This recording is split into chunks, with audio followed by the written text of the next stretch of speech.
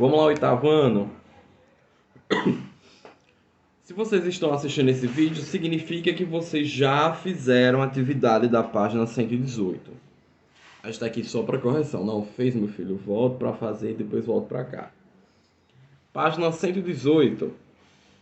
Primeiro a gente começa assim, ó, observa a paisagem geográfica na foto. O que é que a gente vê aí? Uma cordilheira. Conjunto de montanhas. De acordo com a paisagem na foto, identifique qual é o tipo de relevo e onde se localiza. Isso é uma cordilheira. O que é uma cordilheira? É um conjunto de montanhas. Montanhas é um tipo de planalto, né? Lembrando dos tipos de relevo. E aí a Cordilheira dos Andes, que fica no Chile. Tá certo? De letra B. Explique como se formou esse conjunto de altas montanhas na costa oeste da América do Sul. Como é que se forma a cordilheira? A partir do encontro de placas tectônicas, a partir do encontro convergente das placas tectônicas. Onde é que os senhores vão achar essa resposta? Na página 108. Como se formou a Cordilheira dos Andes. Certo? Copiou. Vamos para a segunda questão. Para conhecermos um pouco mais da distribuição do relevo da América, podemos analisar o mapa físico da página 107. Então vai todo mundo voltar para a página 107. Ele ofereceu informações sobre algumas características naturais de nosso relevo, algumas características naturais do relevo de nosso continente. Cada cor de escala cromática indica os metros de altura ou a profundidade do relevo, partindo do nível do mar, 0 metro de altitude, como ponto de referência.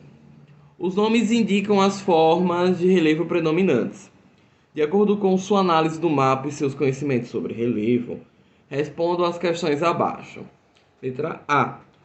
Quais os nomes que recebem e onde se localizam os dobramentos modernos encontrados no continente americano? Vai para a página 107. Viu o mapa físico, o mapa de relevo. Vai identificar o que são os dobramentos modernos. Eita, o que são os dobramentos modernos agora? Dobramentos modernos é quando você tem a convergência de placas tectônicas. O que é isso, convergência de placas tectônicas? É quando elas se encontram, exercem a mesma força uma sobre a outra e dobram. Isso é um dobramento moderno. Ok?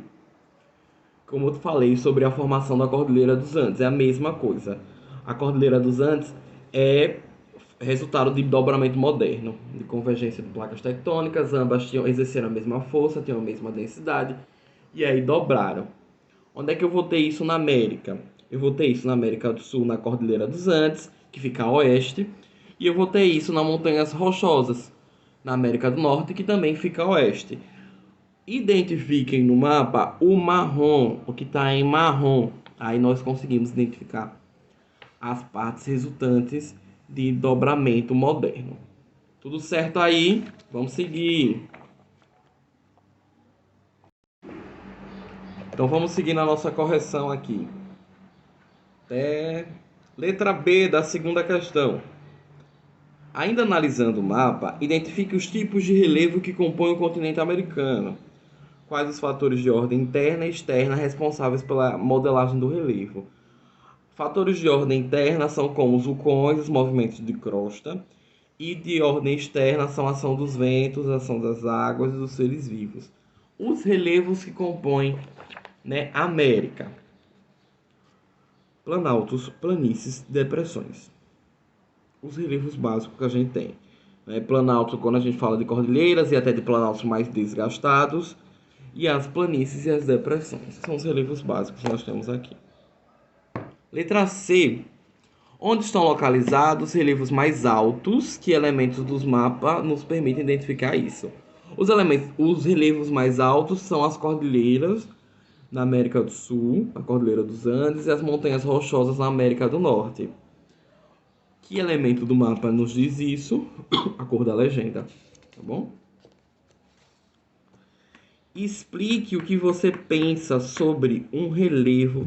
Explique o que você pensa sobre um relevo tão acidentado como este apresentado na foto. Representa alguma dificuldade nas formas de ocupação e distribuição do espaço. Terceira questão. O que acontece? Um relevo acidentado é fácil de habitar?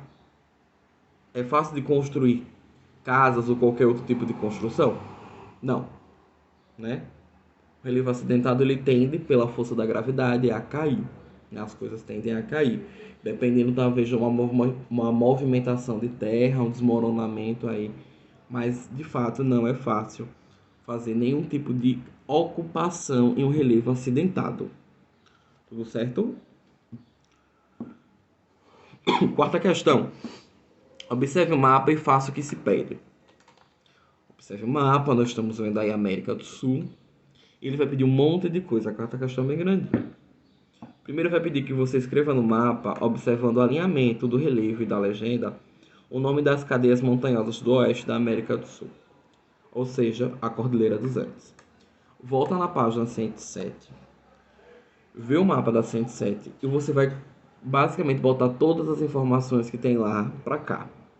Agora só da América do Sul, né? Ele só está pedindo a América do Sul. Então o relevo aí de maior altitude é a Cordilheira dos Andes, ele está aqui na parte oeste, está mais escuro no mapa de vocês, tá bom?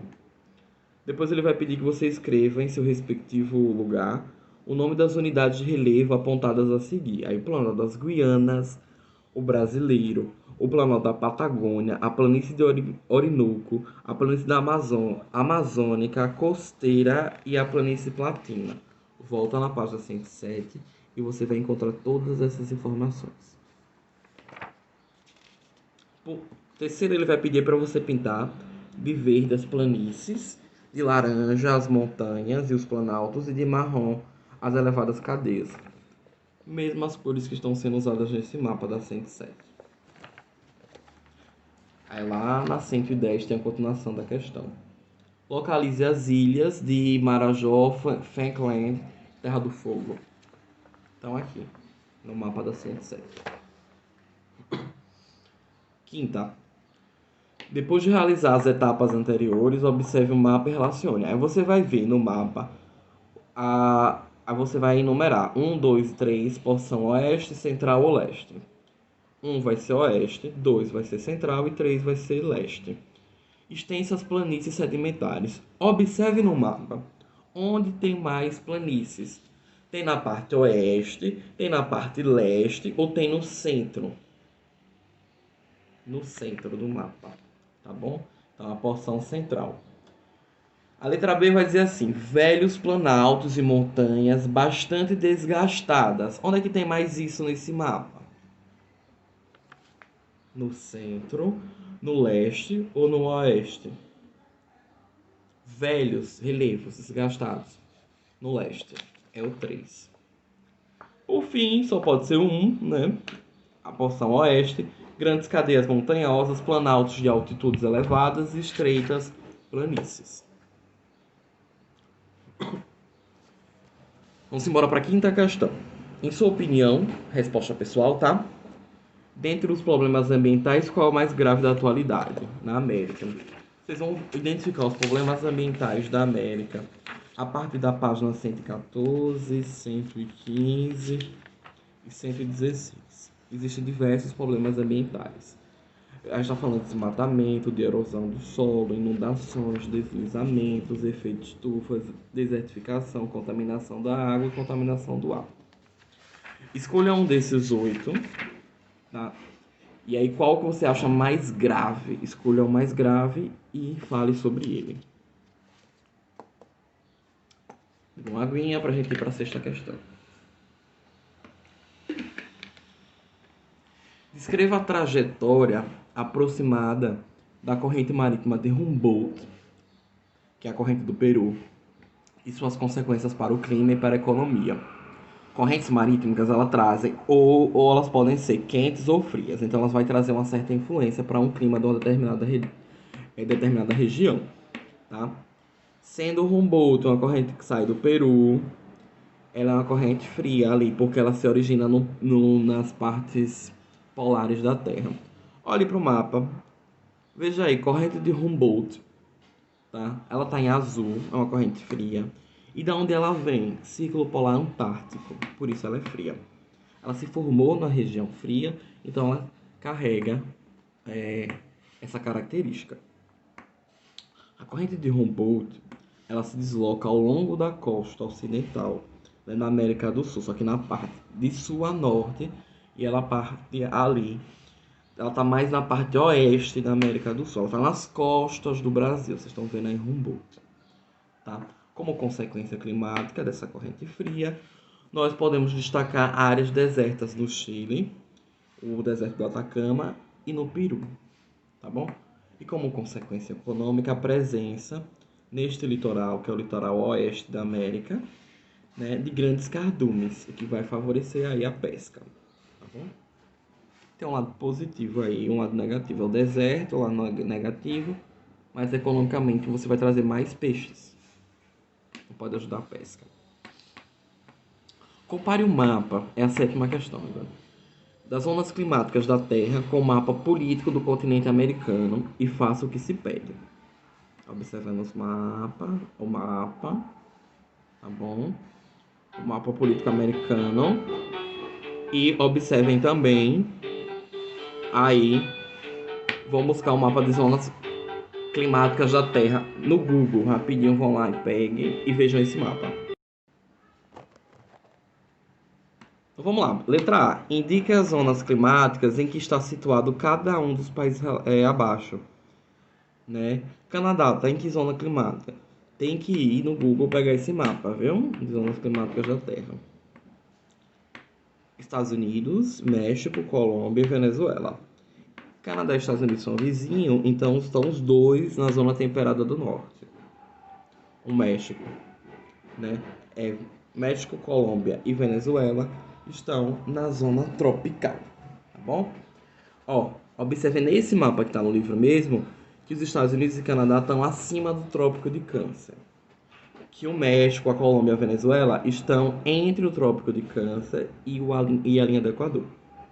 Tá bom? Aí você tem um clima tropical. Acima do Trópico de Câncer, aí é um clima temperado do norte. Lá em cima tem Cuba, Argentina, Uruguai e Chile. Cuba tá ali na América Central, tropical, zona tropical. Argentina, ó, a Argentina tá lá embaixo. Argentina, Uruguai e Chile estão lá embaixo, no extremo sul da América do Sul. A zona térmica aí vai ser zona temperada do sul. Ok? Vamos para a oitava questão? O texto da seção Aprofundar para Conhecer, que está na página 117, que fala sobre o El Niño, né? Apresenta algumas explicações relativas às influências dos fenômenos climáticos, como o El Niño, a Laninha, e suas consequências sobre as regiões que atingem. Com base nas informações dadas, responda. O que ocorre no El Niño? Como esse fenômeno influencia as regiões e quais as consequências que ele provoca? E a letra B vai perguntar sobre a Laninha. O El Niño, ele aumenta a temperatura da superfície do mar, tá bom? Isso pode chegar a aumentar um pouquinho a média climática do lugar onde ele está influenciando. Ele vai influenciar o comportamento dos climas na região do Pacífico Equatorial, provocando chuvas torrenciais, ou seja, chuvas muito fortes, na costa oeste da América do Sul, do outro lado, no fundo do Brasil, tá? Secas na Indonésia e na Austrália, ou seja, lá na Ásia, já não tem muito a ver com a gente agora, com a gente estudando a América. Invernos muito quentes lá nos Estados Unidos e verões mais quentes ainda na Europa. E ele ainda pode influenciar a África, ele pode influenciar o mundo todo, mas a gente está falando mais só de Europa agora, viu? Alguns desses eventos, por estarem fora da normalidade, acabam causando tragédias. Secas e enchentes podem ser consequências do El Niño. O Laninha é um fenômeno contrário, é o oposto ao El Niño. E é o resfriamento, ó. O El Niño esquenta, a Laninha resfria. Esse fenômeno faz cair as temperaturas, principalmente aqui no Brasil, tá? Porque não há barreira de ar quente que bloqueia as massas frias. Aí as massas frias, vindo do Polo Sul, chegam até o Brasil. na região sul-sudeste do Brasil. Tá bom?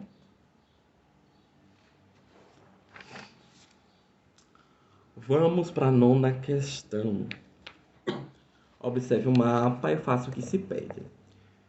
Esse mapa diz: escreva no mapa os nomes das seguintes correntes marinhas e frias e depois as pinte de azul, corrente do Peru e corrente de Fetulém. Onde é que eu vou achar essas correntes? Voltem para a página 120 e aí dá para ver as correntes aí. Tá bom? É só pintar aí as cores correspondentes, né? Que está se pedindo, é só pintar essa primeira.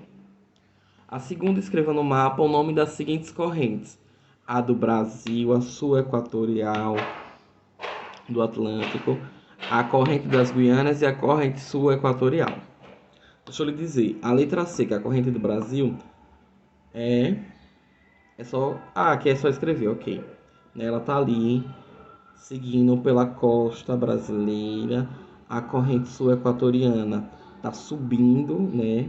Pela região nordeste, indo para o norte. A corrente das Guianas está passando do norte, indo para as Guianas, de fato. A corrente sul equatorial do Pacífico está lá no Oceano Pacífico, na parte oeste da América. A corrente do Peru também passando ali pelo Chile, indo para o Peru. E a corrente Falkland, né? Você pergunta a Deisa, essa pronúncia mais correta. Ela está indo, passando ali pela Argentina, bem perto do Polo Sul. A décima vai pedir para você comparar os mapas da distribuição da população com o mapa físico e ainda com o mapa do clima da América do Sul. E aí você deve estabelecer relações entre eles. Gente, se você tem um clima muito frio, não vai morar muita gente, isso é uma lógica. Se você tem relevos de difícil acesso, relevos muito acidentados, também não vai morar muita gente. Então, a população da América do Sul vai estar mais concentrada nas regiões que o relevo é plano e que o clima é ameno. A gente vai olhar, a gente vai ver que o Brasil aí vai ter um grande número de concentração populacional, olhando o primeiro mapa de densidade demográfica, tendo ali uma população muito concentrada no Nordeste e no Sudeste sul brasileiro. E os outros mapas da parte física a gente já viu na 107. E esse de clima aí, só para vocês identificarem os climas que estão aqui presentes na América do Sul. Tá bom? Clima muito frio, não vai ter gente morando. Vocês devem relacionar baseados nisso. Então a resposta é com vocês. 11ª questão. Observe o mapa. Identifique que países correspondem aos territórios afetados por cada um dos problemas ambientais de acordo com a legenda. Para realizar essa tarefa, compare os mapas com o mapa político da América. Aqueles problemas ambientais que a gente já falou em outras aulas e que o próprio atividade já pediu para vocês ressaltarem. Tá bom? Aí vocês conseguem identificar esses dois mapas onde está o problema ambiental. Por exemplo, na parte norte do Brasil a gente tem áreas de forte desmatamento. Tá bom? Aí vocês vão identificando. Norte do Brasil, desmatamento, chuva ácida, onde é que está? Áreas de processo de desertificação, áreas com contaminação marinha. É só colocar aí na resposta. Seguindo. Página 125 para a gente encerrar. Tá bom? Preparando-se para o vestibular e para o Enem. Primeira questão fala assim: atualmente, a crosta terrestre é constituída por cerca de 12 placas, que ficam literalmente boiando em cima do magma pastoso. Há bilhões de anos, quando se iniciou sua movimentação, devia ter menos placas. Ao se mover em vários sentidos, pelo fator do planeta ser esférico, as placas acabaram se encontrando em determinados pontos da crosta e dando origem aos dobramentos modernos, aos terremotos e etc. A sinal alternativa é que contém o nome da placa tectônica onde o Brasil está situado. O que ela quis dizer é que no começo deveriam existir menos placas. Com a movimentação, com o choque, essas placas podem ter se rompido e formado novas placas. Isso pode acontecer no futuro também. A depender do livro, aparece até mais de 12 placas. Qual é a placa que o Brasil está situada? Qual é a placa que o Brasil está em cima? A placa sul-americana, a letra E. Segunda questão diz assim: com relação às semelhanças na disposição do relevo das Américas, pode-se dizer que, vejam todas as opções, leiam todas, porém a certa é a letra A, onde diz assim: a oeste estão os dobramentos modernos, Cordilheira dos Andes, no centro as planícies centrais, principalmente a do Brasil, e a leste os planaltos, só que já mais desgastados. Terceira questão. Observe o planisfério abaixo, que destaca áreas onde se localizam as placas tectônicas, cujos movimentos promovem a formação de importantes feições nos limites entre as placas. Observe as placas, ali tem algumas destacadas e você vai nomear essas placas tectônicas aí, a 1, 2, 3 e 4. Vocês vão pedir ajuda ao Google para fazer essa atividade, tá bom? A 1 é do Pacífico, a 2 é a Sul-Americana, a 3 é a Africana e a 4 é a Nazca. NAZCA. A letra B vai pedir para você nomear as formações que ocorrem entre a placa 4 e 2, né? Entre a placa Nazca e Sul-Americana. O que aconteceu? Formação da Cordilheira dos Andes. Entre a 4 e a 2, eu acho que aí ele errou, tá bom? Mas aí vai ser a dorsal atlântica. E a letra C, dê exemplos de dois processos de formação de relevo que ocorrem nos limites de placas. Limites de placas, como eu já disse muitas vezes a vocês, só nessa aula de hoje, podem ter os dobramentos modernos ou podem ter vulcanismo ou abalo sísmico, que é o mesmo que terremoto. Ok, meus senhores e minhas senhoras, encontro vocês na próxima aula.